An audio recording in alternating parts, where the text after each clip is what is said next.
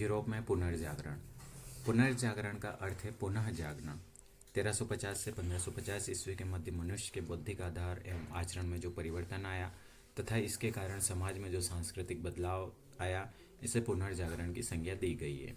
इन परिवर्तनों के कारण मनुष्य मध्यकाल की अंधविश्वासी प्रवृत्ति, धार्मिक उन्माद, पारलौकिक सुख के बंधनों से मुक्त हुआ। पुनर्जागरण को मध्य युग से निकलकर आधुनिक युग में प्रवेश तथा नए नए विचारों को संग्रह करने का काल भी माना जाता है। मध्य युग में मनुष्य के लिए चर्च तथा पोप के आदेश प्रमुख थे। ये आदेश धर्म व परलोक के सुख की प्राप्ति की आकांक्षा में जारी किए जाते थे। इस कारण मनुष्य की सोचने व समझने की शक्ति पर प्रतिबंध होता था। 14वीं से 16वीं शताब्दी के मध्य साहित्य, कला, दर्शन और विज्ञान के क्षेत्र में मनुष्य व मानवता के बीच में तार्किक शक्ति का उपयोग होने लगा। मनुष्य का सुख व मानव अब इन क्षेत्रों का केंद्र बिंदु बन गया था। पुनर्जागरण काल में दुनिया में नए नए मार्गों की खोज तथा मनुष्य के सुख की खोज दो प्रमुख उद्देश्य हो गए थे। पुनर्जागरण प्रारंभ होने के कुछ कारण थे। इनमें से कुछ प्रमुख कारण इस प्रकार हैं। नए नए व्यापारिक मार्गों की खोज हुई थी, इससे भौगोलिक ज्ञान में बढ़ोतरी हुई। बारूद और कुतुबनुमा का आविष्कार हुआ।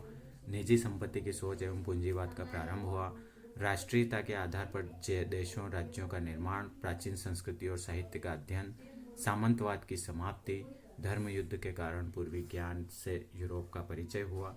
कागज और मुद्रण यंत्र का आविष्कार हुआ। कुस्तुनतुनिया रोमन साम्राज्य की राजधानी पर तुर्कों का अधिकार हो गया था। मंगोल साम्राज्य का उदय हुआ था। पुनर्जागरण सर्वप्रथम इटली में प्रारंभ हुआ। इसके भी कुछ प्रमुख कारण थे। 1453 ईस्वी में कुस्तुनतुनिया पर तुर्कों का अधिकार हो जाने से वहां बसे यूनानी विद्वान, साहित्यकार और व्यापारी अपने समृद्ध एवं विस्तृत ज्ञान के भंडार के साथ जैन धर्म की शिक्षाएं। जैन धर्म के 23वें तीर्थंकर पार्श्वनाथ ने सत्य, अहिंसा, अस्तेय और अपरिग्रह का सिद्धांत दिया था। 24वें तीर्थंकर महावीर स्वामी ने इसमें ब्रह्मचर्य का सिद्धांत भी जोड़ दिया था। इन्हें पंच महाव्रत कहा जाता है। इस प्रकार जैन धर्म में पंच महाव्रत सत्य, अहिंसा, अस्तेय, अपरिग्रह तथा ब्रह्मचर्य को माना जाता है। इसके अलावा जैन धर्म में मोक्ष या केवल्य ज्ञान को महत्व दिया गया है।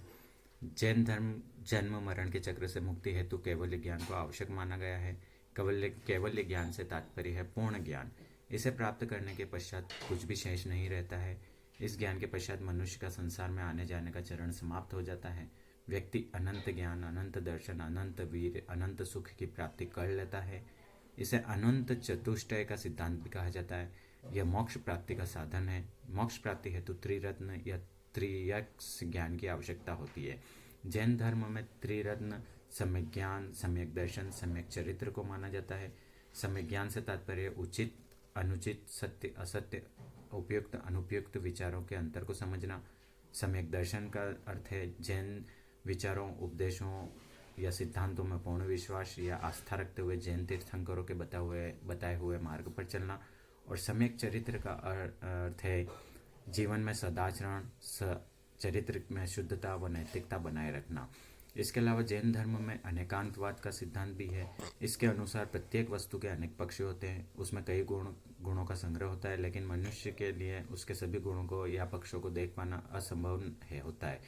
अतः किसी भी वस्तु को देखने के लिए अनेकांतवाद का सिद्धांत का प्रतिपादन किया गया। स्यादवाद, यह जैन धर्म में अनेकांतवाद के सिद्धांत की व्याख्या करने की भाषा है। विज्ञान का सापेक्षवाद का सिद्धांत इसकी पुष्टि करता है। स्याद से तात्पर्य विशेष दृष्टि और वाद से तात्पर्य कथन, अर्थात एक व्यक्ति किसी को विशेष दृष्टि से देखता है तो दूसरे को दूसरी दृष्टि से देखता है। दोनों सत्य हैं जबकि व्यक्ति एक ही है। वैदिक धर्म। वैदिक धर्म विश्व का प्राचीनतम धर्म है जो सृष्टि व प्रकृति के अत्यंत निकट है। इसमें जीवन जीने की पद्धति एवं प्राणी मात्र के प्रति दया का भाव निहित है। इसमें सृष्टि संचालन की एक अनुशासित व्यवस्था का वर्णन है जो प्रकृति के सभी तत्वों में सामंजस्य की अपेक्षा करता है। यह वैदिक ज्ञान ऋषियों को मंत्रों के माध्यम से प्राप्त हुआ था। इन वैदिक कालीन ऋषि मुनियों में वशिष्ठ, विश्वामित्र, अत्रि, अंगिरा, गौतम, वामदेव जैसे ऋषि मुनि थे तथा लोपामुद्रा, श्रद्धा, रोमशा, विश्ववारा, घोषा, सूर्या, यमी आदि विदुषी स्त्रियां भी शामिल हैं। वैदिक साहित्य। वैदिक साहित्य में वेद, ब्राह्मण ग्रंथ, आरण्यक, उपनिषद, सूत्र ग्रंथ तथा वेदांग को सम्मिलित किया जाता है। सबसे पहले वेद को लेते हैं। वेदों की संख्या 4 है। ऋग्वेद, यजुर्वेद, सामवेद एवं अथर्ववेद। ऋग्वेद के 4 उपवेद हैं। ऋग्वेद, इन वेदों के उपवेद निम्न प्रकार से कह सकते हैं, या चारों के 4 उपवेद होते हैं। ऋग्वेद का आयुर्वेद, यजुर्वेद का धनुर्वेद, सामवेद का गंधर्ववेद, अथर्ववेद का शिल्पवेद। ब्राह्मण ग्रंथ, वैदिक मंत्रों की व्याख्या करने वाले ग्रंथों को ब्राह्मण ग्रंथ कहते हैं। ऋग्वेद के ब्राह्मण ग्रंथ है ऐत्रेय ब्राह्मण, शांखायन ब्राह्मण या कौशितकी ब्राह्मण। सामवेद के ब्राह्मण ग्रंथ है सामविधान व तांडव ब्राह्मण। अथर्ववेद का ब्राह्मण ग्रंथ है गोपद ब्राह्मण। यजुर्वेद का तैत्तिरीय एवं शतपथ ब्राह्मण। आरण्यक, ये ब्राह्मण ग्रंथों के परिशिष्ट होते हैं।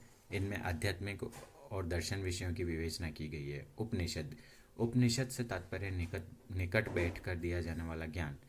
आध्यात्मिक ज्ञान, तत्व व चिंतन व अनुभूतियों की चरम अवस्था का वर्णन करने वाले ग्रंथ उपनिषद कहलाते हैं। इन उपनिषदों की संख्या 108 है, जिनमें ईश, केन, कंठ, मांडुक्य, प्रश्न, तैत्तिरीय, ऐत्तिरीय, छांदोग्य, बृहदारण्यक एवं श्वेताश्वतर उपनिषद प्रमुख हैं। सूत्र ग्रंथ, इनमें वैदिक यज्ञों की कार्य विधि का विधान है। ये 3 मुख्य रूप से है: श्रोत सूत्र, गृहस्थ सूत्र तथा धर्म सूत्र। वेदांग, वैदिक वाङ्मय को समझने के लिए 6 सहायक अंगों की रचना की गई, जिन्हें वेदांग कहा जाता है। इनमें शिक्षा, कल्प, व्याकरण, निरुक्त, छंद, ज्योतिष आदि मुख्य हैं।